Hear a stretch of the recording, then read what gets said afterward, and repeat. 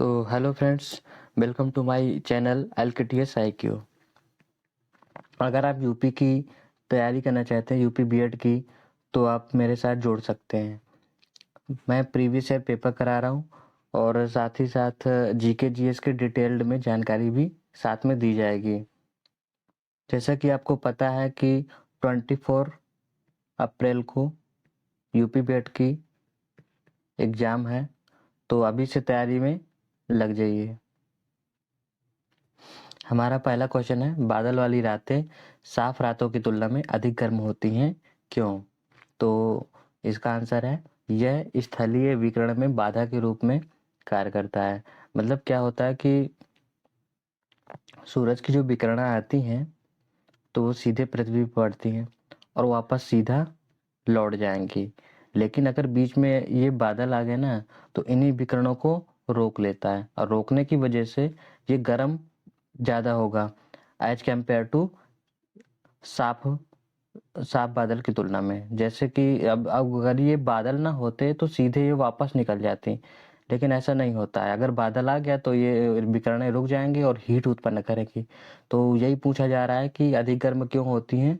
तो रीजन यही है कि बादलों की वजह से, कि ये बीच में विकिरणों को रोक लेती हैं। ठीक है, तो अगला क्वेश्चन सीधे चलते हैं नेक्स्ट क्वेश्चन पे।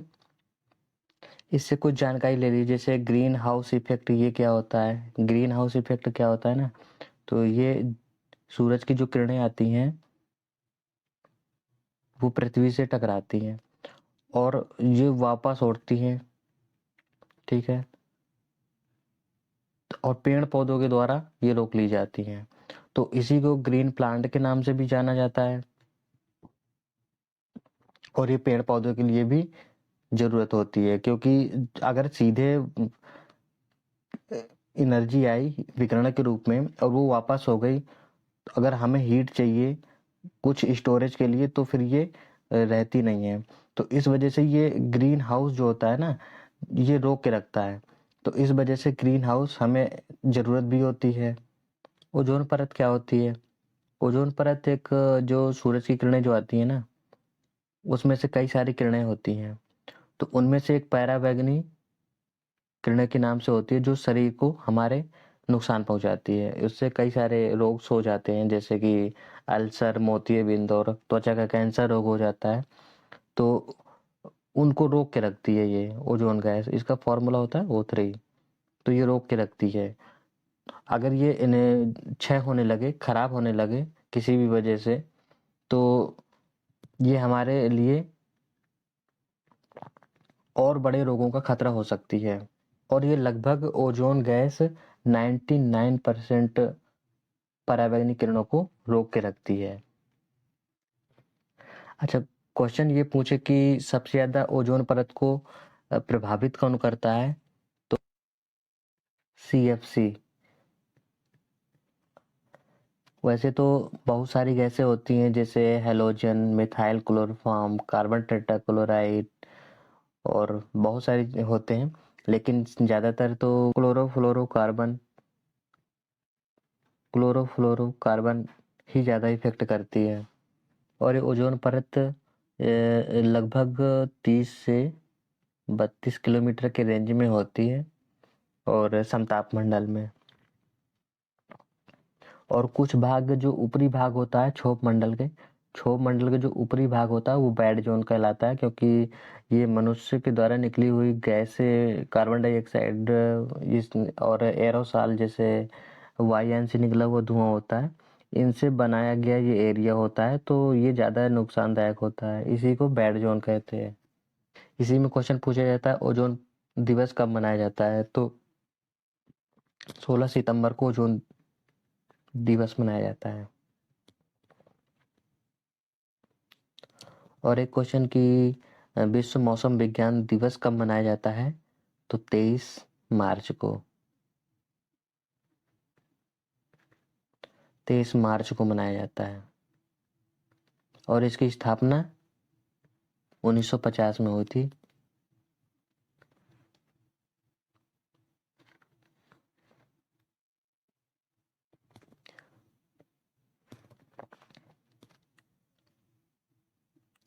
आतपन ये भी सूरज के द्वारा आई हुई किरणों के कारण जो हीट हो जाती है, और हमारे मानवीय कृत्यों द्वारा जो हीट होती है, जिससे धुआं निकलता है वायुयानों से, फैक्ट्री से, इंडस्ट्रीज एरिया से, तो उसी वजह से जो टेम्परेचर बढ़ जाता है वही आतपन, वही टेम्परेचर का बढ़ना ही है।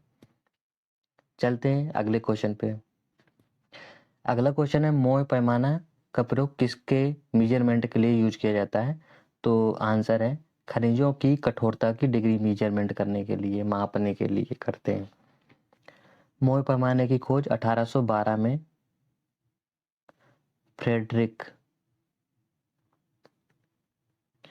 फ्रेडरिक मोह के द्वारा की गई थी। अच्छा, कुछ खनिजों के नाम और उनके अयस्कों के बारे में जान लेते हैं। जैसे जो ज़्यादा इम्पोर्टेंट है उन्हीं के बारे में चर्चा करेंगे। कॉपर के 4 याद कर लो, जैसे कि कॉपर पाइराइट हो गया, कॉपर ग्लांस हो गया, क्यूप्राइट हो गया, मैलाकाइट हो गया। अगर एक क्वेश्चन ये पूछे कि सबसे ज़्यादा कॉपर कहाँ पे पाया जाता है, तो चिली में सबसे ज़्यादा उत्पादन होता है। और भारत में कहाँ पे सबसे ज़्यादा होता है? तो भारत में होता है राजस्थान में।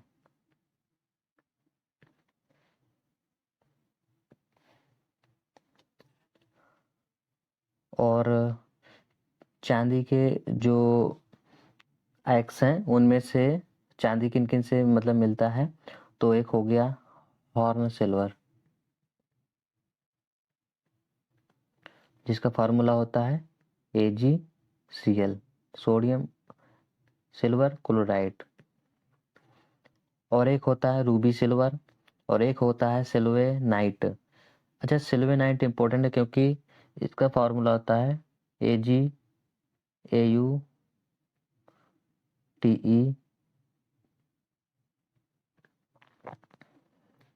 फॉर्मूले में ही पता चल रहा है कि यहाँ पे सिल्वर है और गोल्ड है, तो इससे सिल्वर आयरन टेलुराइड से दोनों ही बनाए जाते हैं, यानी कि सिल्वर और गोल्ड दोनों ही इससे बनता है। तो ये इम्पोर्टेंट रहेगा क्योंकि इस खनिज से दोनों ही, इस अयस्क के दोनों ही मिलते हैं। ठीक है। और एक जो सबसे ज़्यादा इम्पोर्टेंट है, पारा से याद कर लीजिए कि पारा का जो अयस्क होता है ना, वो सिनेवार होता है। और मेरे साथ जुड़े रहिए क्योंकि मैं डिटेल जानकारी देने वाला हूँ, और आरआरबी की जो तैयारी कर रहे हैं ना, वो भी जुड़ा रह सकता है। एल्युमिनियम के जो खनिज है ना, वो है बॉक्साइट। इसका फॉर्मूला है Al2O3 इंटू XH2O। और एक होता है फेलिस्पार, ये इम्पोर्टेंट ज़्यादा नहीं है लेकिन याद रख लो। कोरंडम होता है, ये ज़्यादा इम्पोर्टेंट है। बॉक्साइट Al2O3 इंटू XH2O, ये काफ़ी पूछा जाता है। सोडियम का एक ही याद कर लो, इसका होता है बोरेक्स। Na2B4O7 into 10H2O। एक तो कॉमन साल्ट से NaCl से मिल सकता है,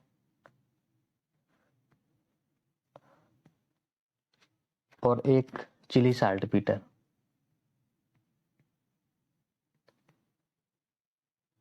चिली साल्ट पीटर का फॉर्मूला होता है NaNO3।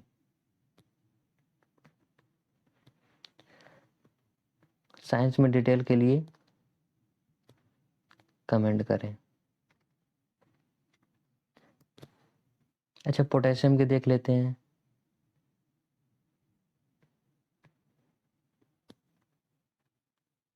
एक तो होता है नाइटर,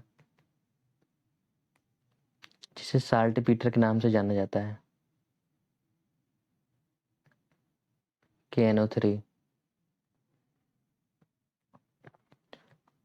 और एक कार्नेलाइट, ये पूछा हुआ क्वेश्चन है। कार्नेलाइट, इसका फॉर्मूला होता है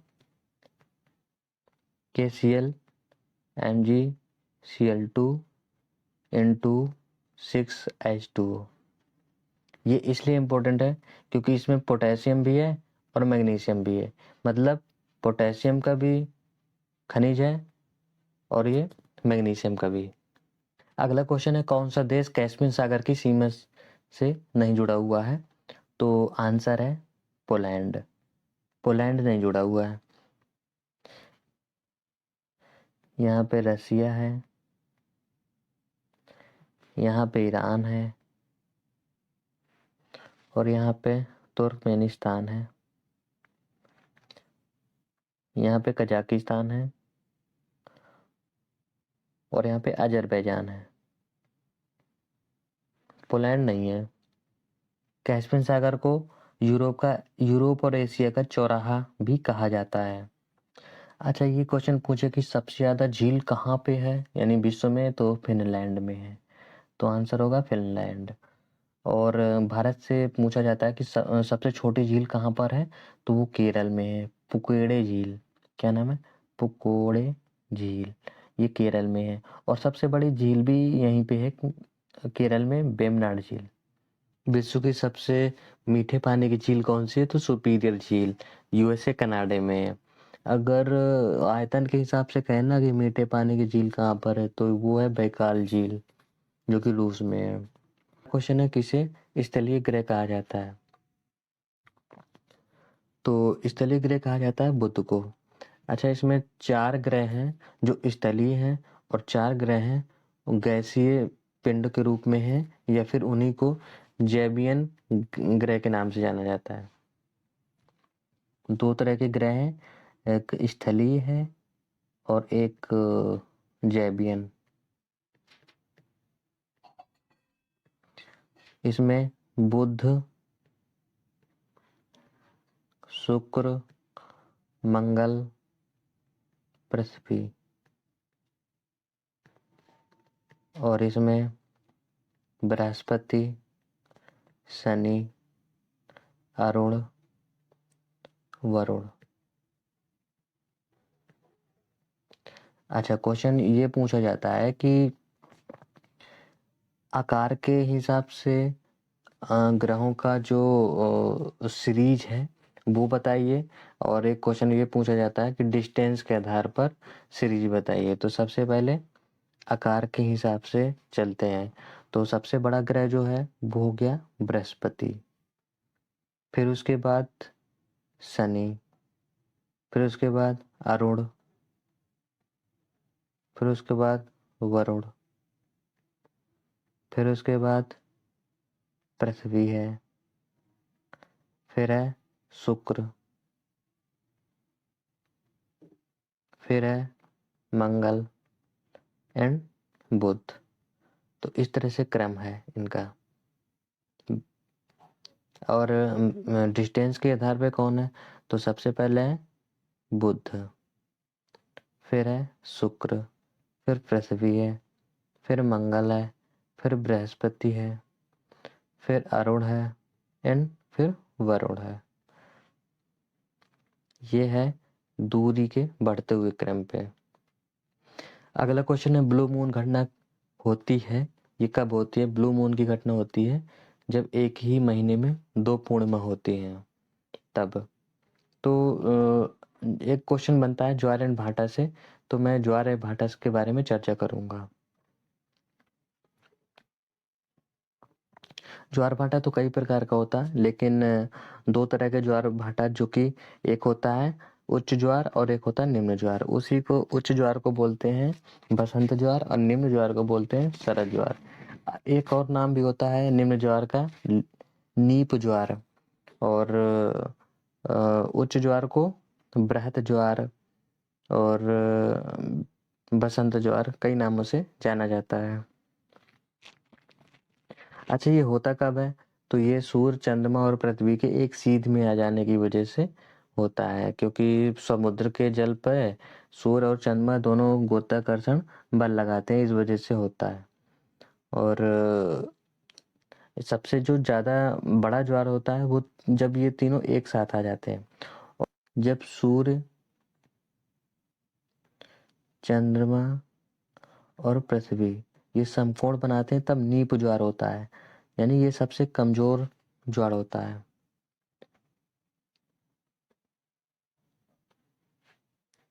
अगर क्वेश्चन में ये पूछा जाए कि बसंत ज्वार कब होता है, तो वो है 20 मार्च को, और इसी को बृहद ज्वार कहते हैं। और क्वेश्चन पूछा जाए कि शरद ज्वार कब होता है, तो वो होता है 22 सितंबर को। 22 सितंबर को ये शरद ज्वार के नाम से जानता है, जो सबसे कमजोर वाला होता है। इसी को नीप ज्वार भी कहते हैं। वैसे तो ज्वार कई तरह का होता है। दैनिक ज्वार होता है जो कि फिलीपींस और मैक्सिको की खाड़ी में होता है, और अर्धदैनिक दैनिक ज्वार होता है जो कि 12 घंटे के अंतराल पर होता है, और ब्रिटिश द्वीप में ये देखने को मिलता है। इसी तरह डिटेल जानकारी के लिए मेरे चैनल को सब्सक्राइब कर लें। अगला क्वेश्चन है, ब्रिटिश हाउस ऑफ कॉमन्स के लिए चुनाव लड़ने वाले पहले भारतीय कौन थे, तो वो हैं ब्योमेश चंद्र बनर्जी। ब्योमेश चंद्र बनर्जी ये पहले भारतीय थे जिन्होंने ब्रिटिश हाउस ऑफ कॉमन्स में चुनाव लड़े थे। अच्छा, दादा भाई जो नौरोजी है ना, तो ये great old man of India के नाम से जाना जाता है, और भारतीय आधुनिक के राष्ट्रवाद के जनक माने जाते हैं। महात्मा गांधी के राजनैतिक गुरु गोपाल कृष्ण गोखले। अगला क्वेश्चन है, कौन सा समाचार पत्र राजा राम मोहन द्वारा स्थापित करा गया था, तो ये है मिरातुल अकबर। और मिरातुल अकबर के अलावा इन्होंने आत्मीय सभा की स्थापना करी थी। आत्मीय सभा कब करी थी? 1815 में। और ब्रह्म समाज की स्थापना कब करी थी? 1828 में। और संवाद कौमुदी ये बंगाल समाचार पत्र है, इसकी स्थापना इन्होंने करी थी 1819 में। अगला क्वेश्चन है, स्टैच्यू ऑफ यूनिटी कहाँ पर है, तो गुजरात में है। ये 182 मीटर ऊंची है, और ये नर्मदा जिले गुजरात में है, नर्मदा जिले में। अच्छा, इसको बनाया किसने था, तो उनका नाम है रामवी सितार। प्रोफेसर रामवी सितार ने, ये डिजाइनर है। अगला क्वेश्चन है, एक दिन जो संसद के किसी भी सदन का सदस्य नहीं है उसे कितने महीने के लिए मंत्री के रूप में रखा जा सकता है, तो आंसर होगा 6 महीना। 6 महीने तक वो सदस्यता संसद के सदस्य में रह सकता है, और फिर उसके बाद वो 6 महीने के अंदर ही किसी एक सदन, लोकसभा हो या फिर राज्यसभा हो, किसी एक सदन का सदस्य पद ले लेना चाहिए। अगला क्वेश्चन है, नीति आयोग के अध्यक्ष कौन है होता है, तो वो होते हैं प्राइम मिनिस्टर। प्राइम मिनिस्टर होते हैं नीति आयोग के अध्यक्ष। और ये जो नीति आयोग है 1 जनवरी 2015 को इसकी स्थापना की गई थी, क्योंकि ये पहले योजना आयोग के नाम से था, और फिर उसे चेंज करके नीति आयोग कर दिया गया। और इसके अध्यक्ष प्राइम मिनिस्टर ही होते हैं, जो इस समय नरेंद्र मोदी जी हैं। और नीति आयोग का फुल फॉर्म होता है national institution for transforming India, और ये थिंक टैंक के रूप में कार्य करता है। अच्छा, उपाध्यक्ष कौन है इसके, तो सुमन के बेरी हैं। उपाध्यक्ष हैं सुमन के बेरी। और सीईओ ये अभी आए हैं परमेश्वरम अय्यर की जगह में बीवीआर सुब्रमण्यम। बीवीआर सुब्रमण्यम।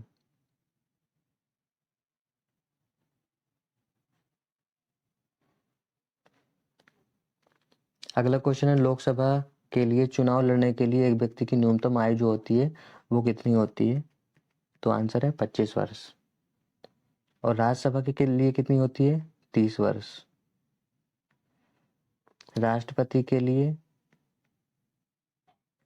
35 वर्ष। उपराष्ट्रपति के लिए भी 35 वर्ष।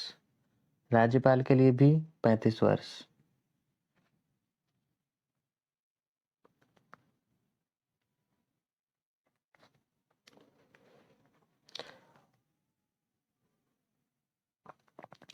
और विधानसभा के सदस्यों के जो सदस्य होते हैं उनकी जो मिनिमम आयु होती है वो कितनी होती है विधानसभा के लिए? वो भी होती है 25 वर्ष। विधान परिषद के लिए वो 30 वर्ष। अच्छा, यूपीएससी के जो अध्यक्ष होते हैं उनका कार्यकाल 6 वर्ष या 65 ईयर होती है। कैग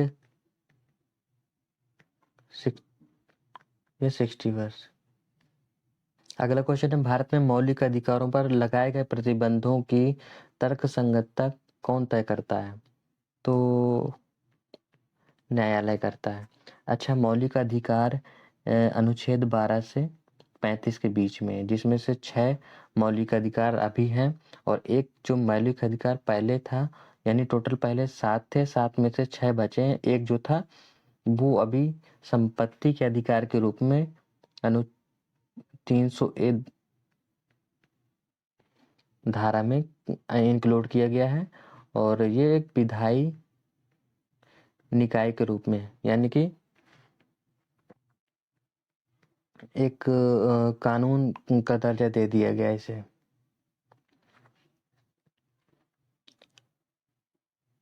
और शिक्षा के अधिकार को जो जोड़ा गया था वो कौन सा संविधान संशोधन था?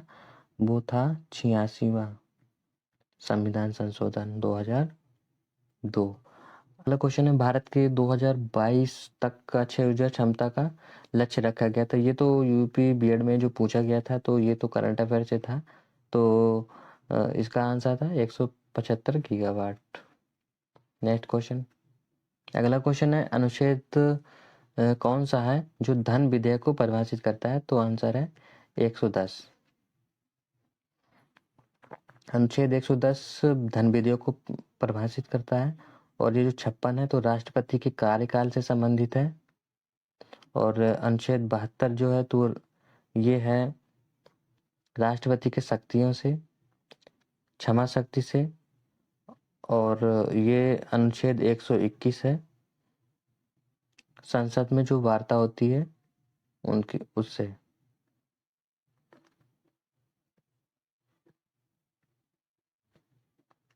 अगला क्वेश्चन है, राज्य में विधान परिषद को किसके द्वारा समाप्त किया जा सकता है? तो विधान परिषद को किसके द्वारा समाप्त किया जा सकता है? तो ये है संसद के द्वारा। विधान परिषद को संसद के द्वारा समाप्त किया जा सकता है। अच्छा, विधानसभा को किसके द्वारा समाप्त किया जा सकता है? तो वो राज्यपाल के द्वारा। अच्छा, राज्यसभा को किसके द्वारा भंग किया जा सकता है? तो किसी के द्वारा भी नहीं, यह एक स्थायी सभा होती है। लोकसभा को राष्ट्रपति के द्वारा भंग किया जा सकता है। किस संवैधानिक संशोधन ने शिक्षा के अधिकार को मौलिक अधिकार बना दिया है? तो आंसर है संविधान संशोधन 86वां 2002। अगला क्वेश्चन है, नए राज्य के प्रवेश या स्थापना का प्रावधान किस में दिया गया है? तो अनुच्छेद 2 में। संघ और उसके राज्य क्षेत्र के बारे में 1 से 4 अनुच्छेद में वर्णन किया गया है और ये भाग 1 में है। और नागरिकता 5 से 11 तक के बीच में भाग 2 में है। भाग 3 में है अधिकार, मौलिक अधिकार, जो कि यूएसए से लिए गए हैं। अगला क्वेश्चन है, निम्नलिखित में से कौन सा भारतीय नागरिक का मौलिक कर्तव्य है? तो ये है देश की रक्षा करना और आवश्यकता पड़ने पर राष्ट्रीय सेवाएं प्रदान करना। और ये जो कानून के समक्ष समानता है तो ये आर्टिकल 14 में है और अस्पृश्यता का 17 में है और उपाधियों का अंतर 18 में। टोटल पहले 10 थे मौलिक कर्तव्य और अब बाद में जोड़ के एक और बढ़ा दिया गया तो हो गया था 11। और ये कब जोड़ा गया था? तो 44 में संविधान संशोधन 44वें संविधान संशोधन 1978 के अकॉर्डिंग। और मौलिक कर्तव्य जो लिए गए हैं यूएसएसआर यानी रूस से लिए गए थे। जर्मन सिल्वर किसका मिश्र धातु है? तो कॉपर जिंक निकल का। अगला क्वेश्चन है एमआरआई का फुल फॉर्म क्या है? तो ये है चुंबकीय अनुनाद इमेजिंग, मैग्नेटिक रेजोनेंस इमेजिंग। अगला क्वेश्चन है भारतीय वन्य जीवन के संदर्भ में उड़ने वाली लोमड़ी किसे कहते हैं? तो ये है चमगादड़। अच्छा ये बताइए कि भारतीय वन्य जीव संरक्षण अधिनियम कब पारित किया गया था? तो 1972 में। अगर भारतीय वन संरक्षण अधिनियम पूछा जाए तो ये है आंसर 1980 में। और पर्यावरण संरक्षण अधिनियम 1986 में। अगला क्वेश्चन है राष्ट्रीय युवा दिवस किसकी स्मृति में मनाया जाता है? तो स्वामी विवेकानंद जी के स्मृति में मनाया जाता है। पंडित जवाहरलाल नेहरू 14 नवंबर को इनका जन्मदिन होता है जो कि बाल दिवस के रूप में मनाया जाता है। और सुभाष चंद्र बोस 23 जनवरी पराक्रम दिवस के रूप में मनाया जाता है। अगला क्वेश्चन है कोणार्क उत्सव किस राज्य से संबंधित है? तो ये है उड़ीसा से संबंधित है। और उड़ीसा में रथ मंदिर भी है। और कुछ मंदिरों से ज्ञात कर लेते हैं जैसे कि तट मंदिर, उसी को शोर मंदिर कहते हैं, वो है महाबलीपुरम में जो कि तमिलनाडु में पड़ता है। और उसे सप्त पैगोड़ा मंदिर कहते हैं। किसको? तट मंदिर को। इम्पोर्टेंट है सप्त पैगोड़ा मंदिर तमिलनाडु में।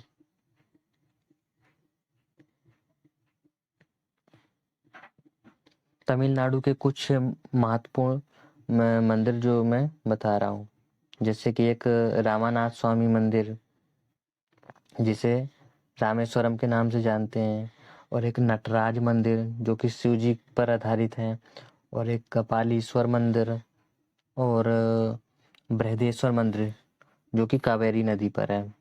बृहदेश्वर मंदिर कावेरी नदी पर।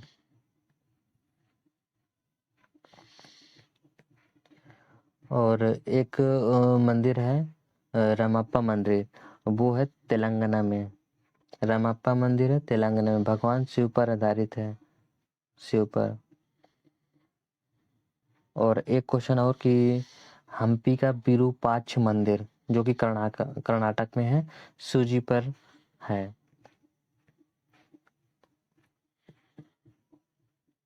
अगर वीडियो अच्छा लगा हो तो लाइक शेयर कमेंट जरूर करें, और ताकि मुझे मोटिवेशन मिले और मैं अगला वीडियो जल्दी ही डालूं।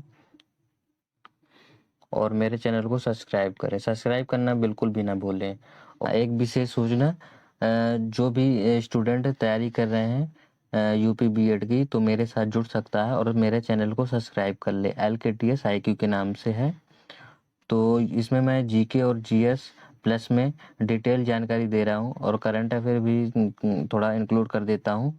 तो प्रीवियस ईयर का सेट है जो कि मैं बहुत डिटेल से पढ़ा रहा हूँ, तो आप लोग इसे सब्सक्राइब करें, और जिससे मुझे मोटिवेशन मिले और मैं आगे और अच्छा वीडियो लेके आऊँ। Thank you.